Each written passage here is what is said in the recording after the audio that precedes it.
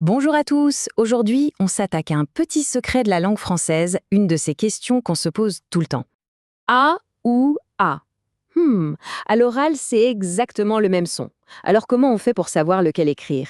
C'est le grand mystère du jour. Pour y voir plus clair, on va imaginer que A et A sont des jumeaux. Ils ont la même voix, oui, mais vous allez voir, ils ne font pas du tout le même travail. Alors voilà leur différence. Le A sans accent, c'est un mot d'action. C'est le verbe avoir. Par exemple, il a un vélo. Et de l'autre côté, on a le A avec son petit accent. Lui, c'est un mot de liaison. Il est là pour connecter les idées, pour dire où on va ou à quel moment quelque chose se passe. Bon, la question c'est comment on fait pour ne jamais se tromper?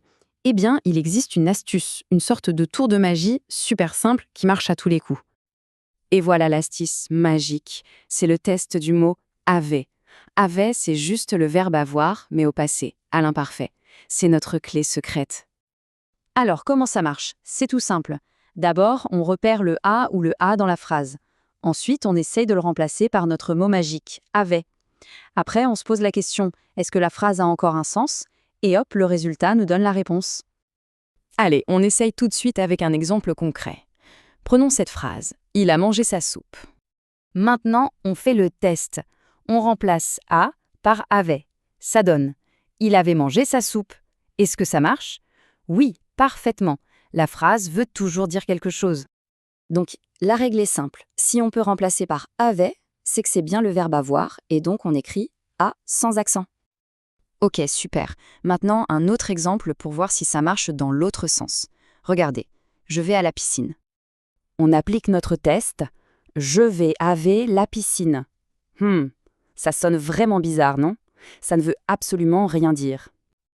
Et voilà, si la phrase devient bizarre et n'a plus de sens avec avait, ça veut dire que ce n'est pas le verbe. C'est donc forcément le a avec l'accent. Bon, maintenant c'est le moment de s'entraîner un peu. À vous de jouer. Alors, pour commencer, il aurait acheté une nouvelle maison. Qu'est-ce qu'on met dans le trou? A ou A? Eh oui, la réponse est A. Pourquoi? Parce qu'on peut tout à fait dire il avait acheté une nouvelle maison. Le test fonctionne, donc pas d'accent. Allez, un deuxième. Maman porte un nouveau sac. Main. Alors, A ou A? Ici, c'est avec un accent. Si on essaye de dire un nouveau sac avait main, ça ne veut rien dire du tout. C'est la preuve qu'il faut l'accent. Attention, un dernier pour la route, un peu plus difficile. Elle, mal, la tête. Il y a deux choix à faire ici. Alors, les réponses sont A et A.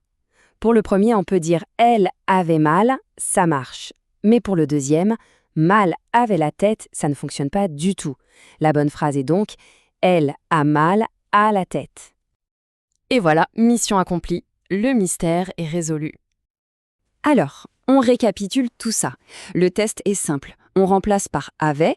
Si la phrase a toujours un sens, c'est le verbe, donc a sans accent. Si la phrase ne veut plus rien dire, c'est la préposition. Et on met a avec un accent. C'est tout. Maintenant, vous avez la clé secrète. Vous êtes équipé pour ne plus jamais vous tromper entre A et A. Et pour la petite anecdote, saviez-vous que cet accent brave sur le A n'a pas toujours existé? Il est apparu dans les dictionnaires il y a bien longtemps, au XVIIe siècle, justement pour aider les gens à ne pas les confondre. Maintenant que ce code est cassé, ça donne à réfléchir. Quels autres mots jumeaux en français nous posent des cols? Et est-ce qu'on pourrait inventer d'autres astuces magiques comme celle-ci pour s'en sortir? C'est une bonne question.